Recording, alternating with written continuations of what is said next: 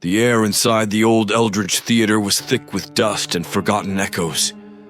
Every creak of the floorboard sent a shiver down Eliza's spine as she stepped into the cavernous hall. Her fellow actors filed in behind her, their voices low as they took in the grandeur of the place. Faded velvet seats, moth-eaten curtains, and walls once gilded, now dull and streaked with time. There was something unsettling about the silence, the way it swallowed their footsteps and muffled the chatter. "I can't believe we got this place for so cheap," said Ian, the lead actor, brushing his fingers over the back of a rotting armchair. "It's almost too good to be true." Eliza forced a smile. She wasn't sure if it was the towering, broken chandeliers or the long, empty aisles that unnerved her more. She could feel the weight of the theater's history, pressing down on her like a thick velvet curtain. The Eldridge had been closed for decades, a relic of an era long gone, its doors shut tight after a mysterious fire gutted half the building. No one had performed here since. "It's got character," Eliza said, her voice soft, trying to push aside her unease. "Character? This place has ghosts," murmured Ruth, the troupe's costume designer, her eyes wide as she stared up at the shadowed ceiling. "Places like this don't sit empty without a reason." "Oh, please," Ian scoffed, waving a hand. "It's just an old building. Ghost stories are for tourists." But Eliza wasn't so sure. There had been whispers in town about the Eldridge, a hushed rumor of the final performance that had never been completed, the actors who had vanished, and the cursed productions that followed. She had dismissed it all as local superstition until now, standing here in the cold, musty air. It felt as though the theater was holding its breath, waiting. "All right, everyone," came the booming voice of Mr. Hargrave, the troupe's director. He strode in, his footsteps. The air inside the old Eldridge Theater was thick with dust and forgotten echoes. Every creak of the floorboard sent a shiver down Eliza's spine as she stepped into the cavernous hall. Her fellow actors filed in behind her, their voices low as they took in the grandeur of the place. Faded velvet seats, moth-eaten curtains, and walls once gilded, now dull and streaked with time. There was something unsettling about the silence, the way it swallowed their footsteps and muffled the chatter. "I can't believe we got this place for so cheap," said Ian, the lead actor, brushing his fingers over the back of a rotting armchair. "It's almost too good to be true." Eliza forced a smile. She wasn't sure if it was the towering, broken chandeliers or the long, empty aisles that unnerved her more. She could feel the weight of the theater's history, pressing down on her like a thick velvet curtain. The Eldridge had been closed for decades, a relic of an era long gone, its doors shut tight after a mysterious fire gutted half the building. No one had performed here since. "It's got character," Eliza said, her voice soft, trying to push aside her unease. "Character? This place has ghosts," murmured Ruth, the troupe's costume designer, her eyes wide as she stared up at the shadowed ceiling. "Places like this don't sit empty without a reason." "Oh, please," Ian scoffed, waving a hand. "It's just an old building. Ghost stories are for tourists." But Eliza wasn't so sure. There had been whispers in town about the Eldridge, a hushed rumor of the final performance that had never been completed, the actors who had vanished, and the cursed productions that followed. She had dismissed it all as local superstition until now, standing here in the cold, musty air. It felt as though the theater was holding its breath, waiting. "All right, everyone," came the booming voice of Mr. Hargrave, the troupe's director. He strode in, his footsteps echoing unnervingly through the vast hall. "We've got 1 week until opening night. I don't care if this place is falling apart. We're going to put on the best performance this town has seen in years." The cast groaned but quickly fell into line. Mr. Hargrave was known for his uncompromising vision, and the troupe depended on this show to save their faltering careers. Still, as they began to rehearse, Eliza couldn't shake the feeling that they were not alone. The back of her neck tingled, as though unseen eyes were watching from the darkened balconies above. It started subtly at first. A cold draft brushed past her, though the windows were sealed tight. Props shifted, seemingly on their own. Ian laughed it off when his script slid off the table, insisting it was nothing more than a slant in the old floorboards. But as the afternoon wore on, the strange occurrences grew harder to ignore. "Did you hear that?" Ruth's voice trembled, her hand frozen in mid-stitch as she worked on a costume backstage. Eliza paused, listening. There. Faint but unmistakable. The sound of footsteps. Slow, deliberate. They echoed from somewhere deep in the theater, growing louder before fading into silence. "Probably just rats," Ian said, though his voice was less certain than before. The day stretched into evening, and as the sun dipped below the horizon, the theater seemed to transform. Shadows crept along the walls, swallowing the dim light from the ancient, buzzing sconces. Eliza's heart beat faster as she prepared for her final scene of the day. The stage felt different now, like something more than just old wood and empty space. Just as she began her lines, a noise stopped her cold. It was a whisper, soft but clear, drifting from the wings. "Leave." Her breath hitched, eyes darting to Ian, but he hadn't heard it. No one else had. The voice was low, raspy, barely there, but undeniable. "Leave while you can."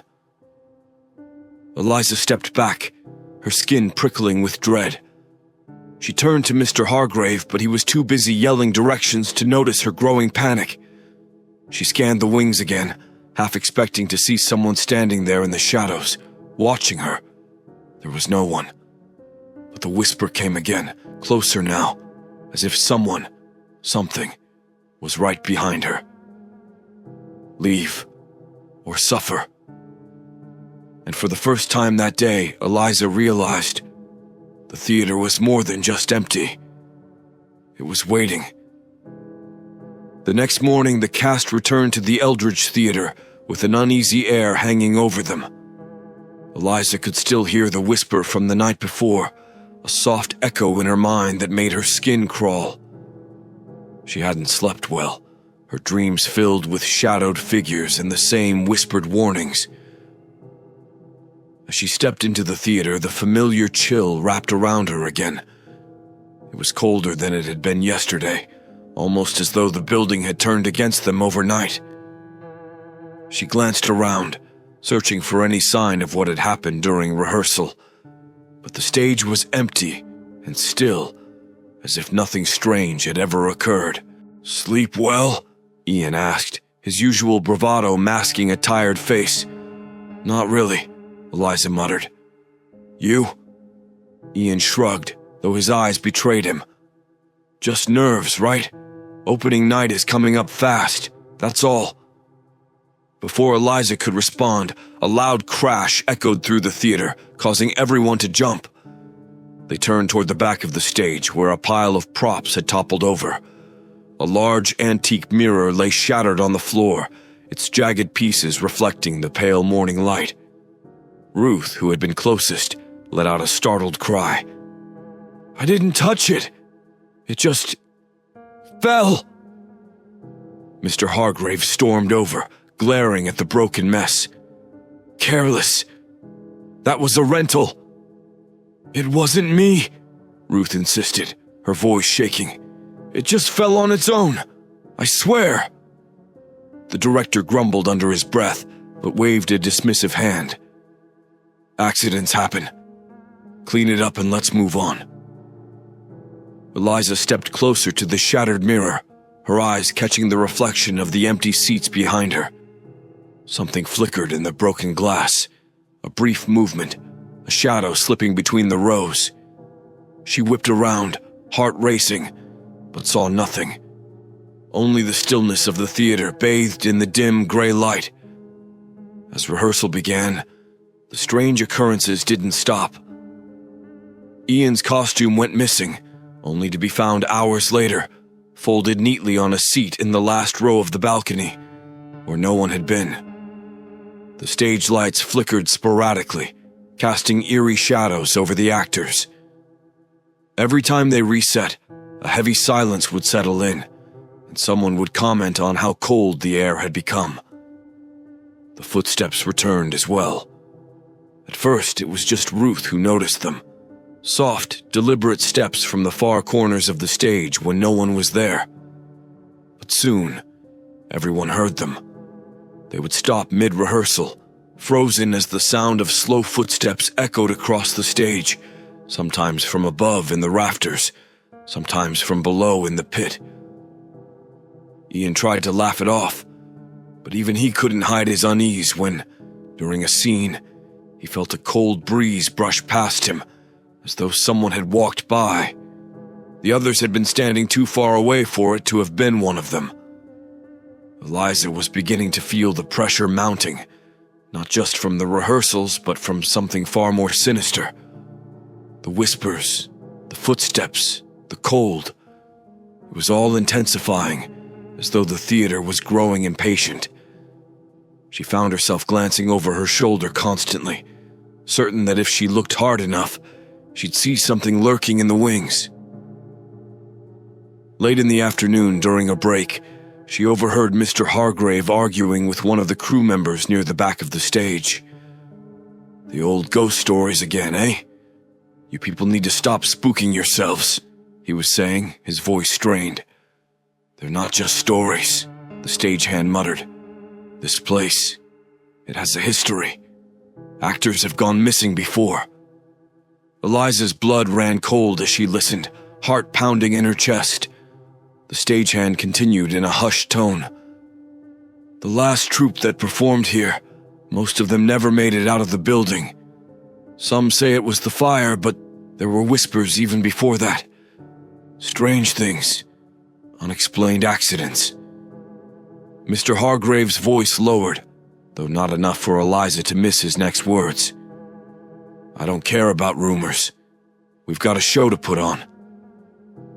The crew member shook his head and walked off, leaving Mr. Hargrave standing alone in the dim light. As the director turned back toward the stage, he caught Eliza watching him. Their eyes met, and for a moment, she saw something flicker across his face. Fear, perhaps, though quickly masked by his usual determination. When rehearsal resumed, the tension was palpable. Everyone moved through their scenes with nervous energy, their lines delivered with sharp, anxious precision. Eliza tried to focus on her role, but the strange events of the day weighed heavily on her. And as they wrapped up for the night, just as they were preparing to leave, the footsteps returned. This time they were louder, heavier, as though something far more ominous was moving through the theater. They all heard it now, and none of them could pretend anymore. The Eldridge was not empty, not by a long shot. By the third night of rehearsals, the actors no longer whispered about the strange occurrences. They avoided speaking of them altogether, as if silence could protect them from the creeping dread that filled the Eldridge Theater. Eliza could feel it deep in her bones now, an oppressive weight that had settled in the pit of her stomach. No one wanted to admit it, but they were all on edge, jumping at the slightest sound, casting nervous glances at the darkened wings. The old ghost light, an ancient tradition in theater, left burning through the night to ward off spirits, flickered weakly on the stage as they gathered for yet another rehearsal. Its dim, golden glow seemed inadequate, a feeble attempt to hold back whatever lurked in the shadows. Ruth, pale and trembling, stood by the edge of the stage, her eyes fixed on the flickering light. "The ghost light's supposed to keep them away," she muttered under her breath, not realizing Eliza was close enough to hear. "Keep what away?" Eliza asked, even though she already knew. Ruth hesitated, then looked at her with wide, haunted eyes. The spirits, the restless ones. It's tradition. Every theater has one, but here... She trailed off, glancing nervously at the dark corners of the stage. Here. I'm not sure it's enough. Before Eliza could respond, Mr. Hargrave clapped his hands, calling for attention. All right, everyone. Let's get back to work. We're running behind schedule. The actors shuffled into position, their movements stiff, weighed down by exhaustion and fear. As they rehearsed, Eliza tried to lose herself in her lines, but the cold draft that swept through the theater made her shudder, her breath visible in the dim light. It was colder than it should have been. Much colder. Halfway through the second act, the ghost light flickered violently, then sputtered out. For a moment, the stage was plunged into near darkness, save for the faint light filtering in through the cracks in the ceiling. Everyone froze. The quiet was suffocating, as though the theater itself had stopped breathing. Then, in the silence, the sound of footsteps began again. But this time, they were closer. Eliza's heart hammered in her chest as she scanned the stage, her eyes wide, searching for the source. The footsteps echoed from behind the velvet curtains, moving slowly, deliberately, as if someone, or something, was pacing just out of sight. Suddenly, the ghost light flared back to life, casting long, distorted shadows across the stage. The footsteps stopped. Eliza caught her breath, her pulse racing as she turned to the others. No one moved. The silence stretched on for what felt like an eternity before Mr. Hargrave, his face pale, forced a laugh. "A power surge, that's all," he said, though his voice lacked its usual confidence. But the damage was done. The atmosphere had changed, thick with a tension none of them could shake. The actors continued, but their performances were wooden, stiff with fear. No one could focus, not when the theater itself seemed so alive, so ready to burst with something waiting just beneath the surface. During a short break, Eliza wandered toward the wings, drawn by some strange compulsion. Her eyes were drawn to the dark corners of the stage, where the shadows seemed to shift and pulse with a life of their own. The ghost light flickered again, casting brief flashes of brightness that made the shadows look as though they were moving. And then she saw it, a figure, just for a moment, standing at the far end of the stage, bathed in the dim glow of the flickering light. She froze, her breath catching in her throat. The figure was tall, draped in what looked like a flowing gown, but its features were obscured by the shadows. It stood perfectly still, watching her. "Eliza!" Ian's voice came from behind her, startling her. She blinked and the figure was gone, vanished into the dark. "What are you doing back here?" Ian asked, his face twisted with concern. I thought I saw..." Her voice trailed off as she glanced back to where the figure had been. There was nothing there now, only the swaying curtains and the soft hum of the ghost light. She shook her head, trying to clear it. Never mind. Ian gave her a worried look, but said nothing. They returned to the stage together, though Eliza couldn't shake the feeling of eyes watching her from the shadows. As the night wore on, the strange events escalated. Props moved on their own, shifting when no one was looking. The ghost light continued to flicker, casting ominous shapes across the stage. More than once, Eliza thought she heard the sound of faint whispers, murmured voices speaking from the darkness, too low to understand, but enough to send shivers down her spine.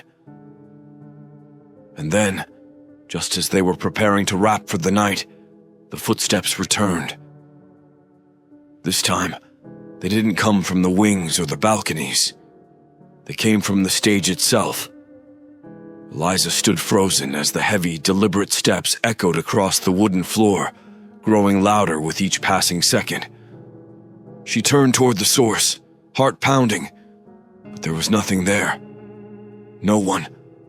Just the ghost light, flickering weakly, as though it too was afraid of what it couldn't see. By the fourth day, the tension in the Eldridge Theater was unbearable.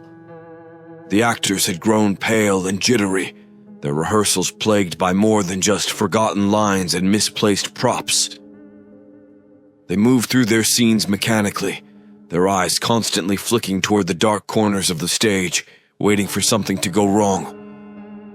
But the worst was yet to come.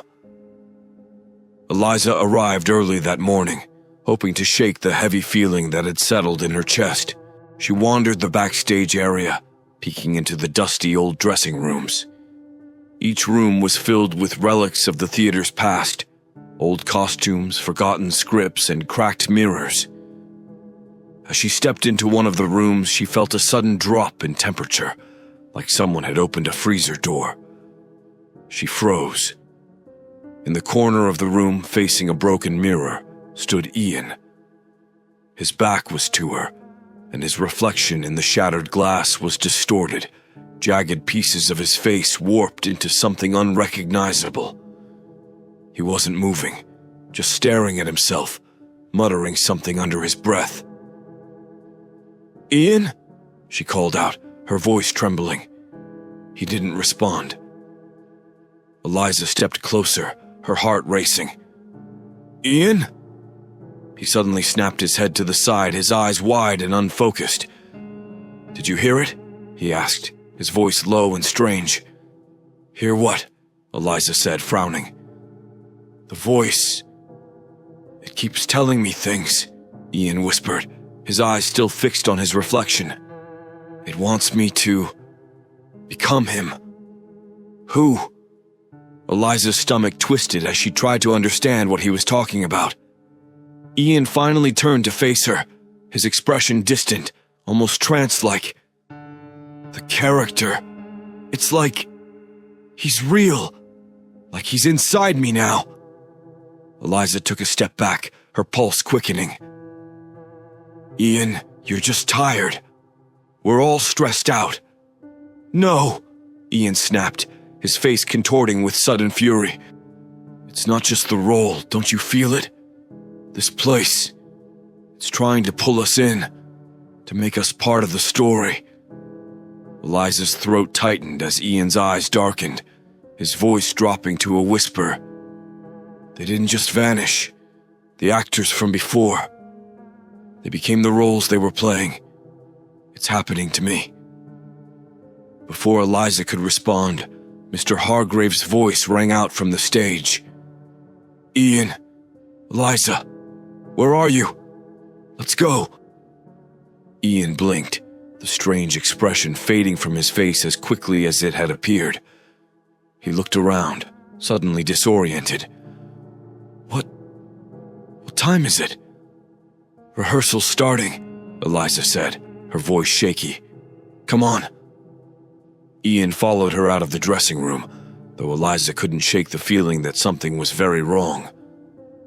As they made their way to the stage, she glanced at Ian out of the corner of her eye. He looked like himself again, but there was a strange tension in his posture, like he was holding something back. Rehearsal began as usual, though nothing felt normal anymore. The strange occurrences had grown so frequent that no one even reacted when props moved on their own or lights flickered ominously. But today, something darker was brewing. They had reached one of the final scenes in the play, a dramatic confrontation between Ian's character and Eliza's. As Ian stepped into his role, something changed in him. His movements became sharper, his voice deeper, more intense than ever before. It was as though the character had fully taken hold of him. "Tell me, Marguerite," Ian said, his voice cold and commanding. "Did you think you could escape your fate?" Eliza shivered. This wasn't the line, not even close. She glanced at Mr. Hargrave, but he didn't seem to notice anything wrong. His eyes glued to Ian, clearly impressed with the intensity of his performance. Ian stepped closer, his eyes dark and wild. "You can't run from this," he hissed. "You belong to me. To this place." Eliza faltered, her pulse racing. This wasn't part of the play. None of this was right. She tried to stay in character, but fear clawed at her throat. "Ian, stop!" He grabbed her wrist suddenly, his grip iron tight. Eliza gasped, struggling to pull away, but his strength was unnatural, far stronger than it should have been. His eyes bore into hers, wild and unblinking. "I'm not Ian anymore," he whispered, his voice low and guttural. "He's taken over." "Let go of me!" Eliza cried, panic flooding her voice. Mr. Hargrave shot up from his seat. "Ian, what the hell are you doing?" For a brief, terrifying moment, Ian didn't respond. His face was twisted, his expression vacant, like someone else was wearing his skin. Then, with a violent shake of his head, he released Eliza, stumbling backward as if waking from a nightmare. He stood there panting, his face pale. I don't know what happened," he whispered, his voice trembling. "It's like I wasn't in control." Eliza backed away, her heart still hammering in her chest. She could see the fear in Ian's eyes, the same fear that was now coursing through her veins. It wasn't just a theater. It was something much darker, and it was starting to possess them all. The night before opening was colder than any of them had anticipated. The chill in the Eldridge Theater seemed to seep from the walls, winding its way through the seats and up onto the stage. Even the thick, velvet curtains couldn't keep the cold at bay. The ghost light, burning dimly at center stage, cast its usual flickering glow, but tonight it seemed weaker, as though it too was being smothered by the oppressive atmosphere.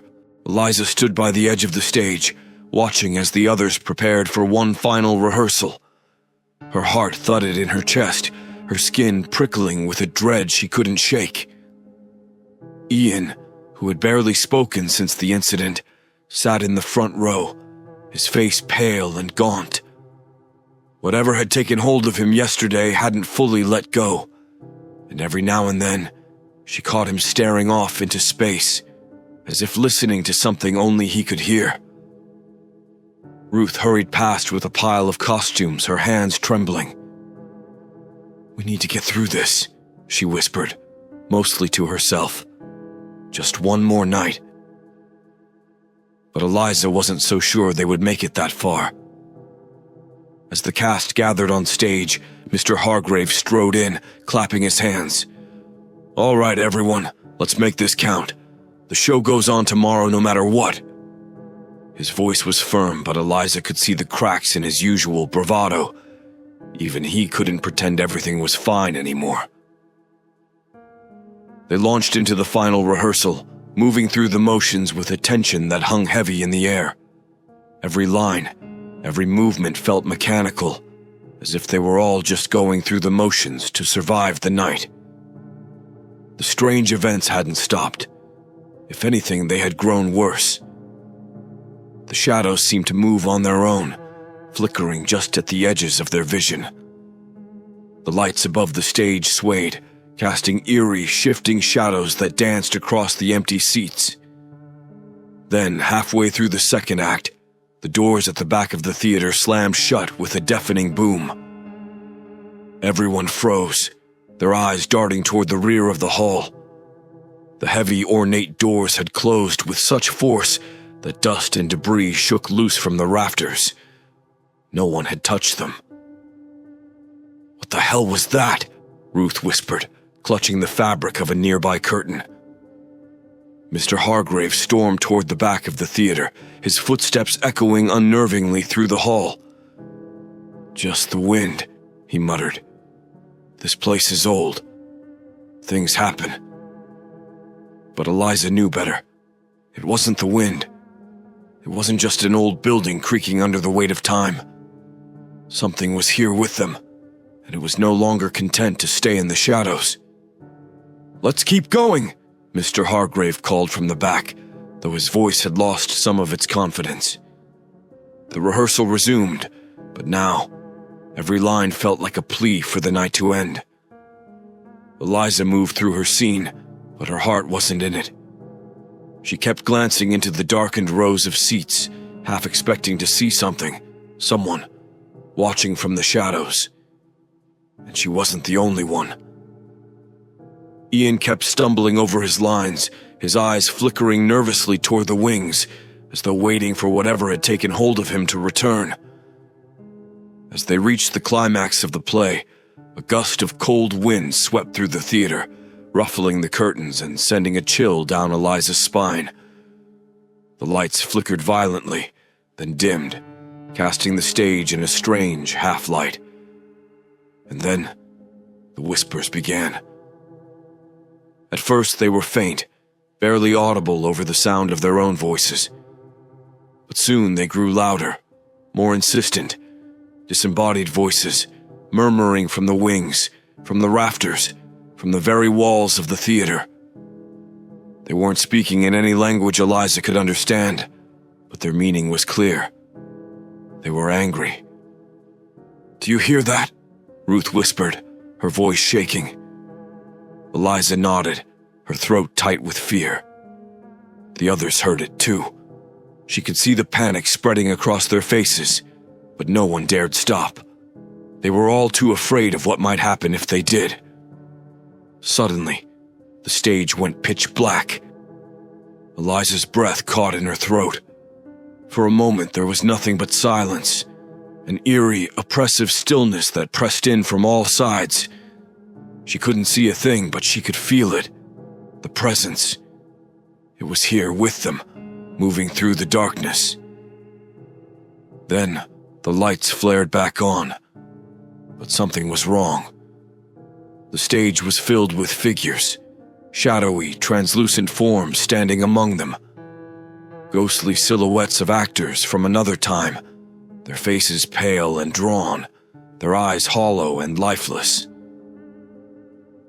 They stood silently, watching, their expressions unreadable.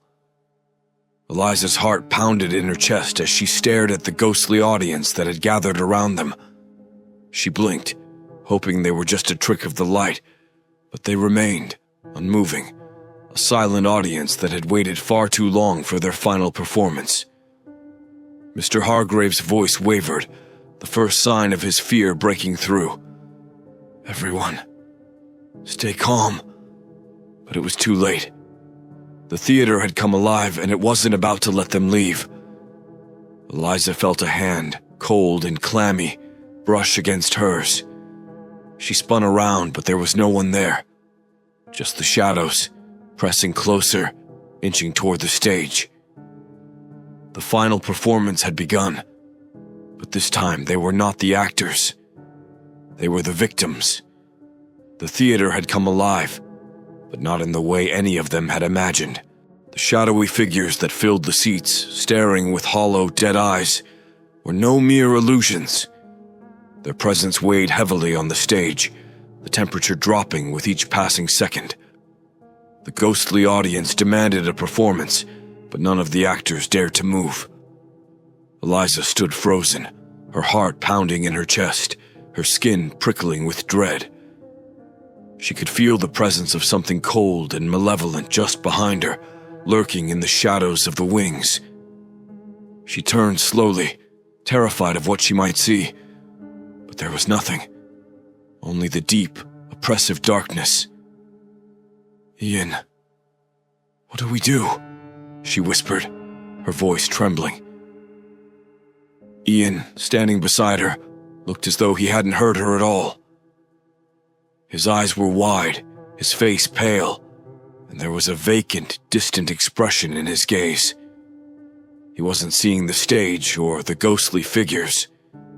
He was seeing something else entirely, something that terrified him more than any of them could comprehend. "We have to finish," Ian said, his voice low and hollow. "We have to give them what they want." Eliza's stomach twisted with fear. "What do you mean? We can't—" "They're waiting," Ian interrupted, his voice growing sharper, more insistent. "The final act. We have to finish it. If we don't, they'll never let us go." "Finish the act?" Ruth whispered from the other side of the stage, her eyes wide with terror. "This isn't a play anymore, Ian. This is— They don't care!" Ian snapped, his voice rising. "It doesn't matter. If we don't give them the final performance, we'll become part of this theater just like they did." Eliza swallowed hard, her mind racing. The shadowy figures in the audience remained silent, their expressions blank but expectant. They weren't going to leave. And somehow she knew Ian was right. The theater wanted something from them. A performance. A sacrifice. "We finish," Mr. Hargrave said suddenly, stepping forward. His face was pale, but his voice was steady, as though he had finally come to terms with the nightmare they had fallen into. "We finished the play. It's the only way." The cast hesitated, exchanging fearful glances, but they had no other choice. Eliza felt a deep, gnawing terror in the pit of her stomach as she took her place on stage. The final scene was one of betrayal, where Ian's character would confront her, leading to the tragic death of her own. But as Ian stepped forward, something changed. His eyes darkened, his movements slow and deliberate, as though the character had fully consumed him. His voice, when he spoke, was no longer his own. "You thought you could escape your fate, didn't you?" Ian said, his voice low and menacing. "But this place, this stage, it was always meant to claim you." Eliza's heart raced as she delivered her lines, but the words felt wrong, twisted by the malevolent energy that surrounded them. The ghostly audience watched, their expressions unchanging, but their presence growing more oppressive by the second. Eliza could feel their cold, dead eyes on her, watching her every move. Ian grabbed her arm, his grip painfully tight. "You were always meant to die here," he hissed, his eyes gleaming with something dark and sinister. "Just like the others." Eliza struggled, her fear rising as Ian's grip tightened. This wasn't part of the script. He wasn't supposed to touch her. Not like this. She looked into his eyes and saw no trace of the man she knew. Only the character. Only the dark force that had taken hold of him. "Ian, stop," she whispered, her voice trembling with panic. But Ian's expression remained cold, unfeeling. His hand moved to her throat, tightening with unnatural strength. Eliza gasped, struggling to breathe, her heart pounding in her chest. She could hear the ghostly whispers growing louder, more insistent, as though the theater itself was urging Ian on. She clawed at his hand, her vision starting to blur. "Finish the scene," the whispers hissed, echoing through the theater. Suddenly, Ruth screamed from across the stage, breaking the trance. "Ian, let her go!" Ian blinked, his eyes momentarily clearing as though he had woken from a dream. He released Eliza,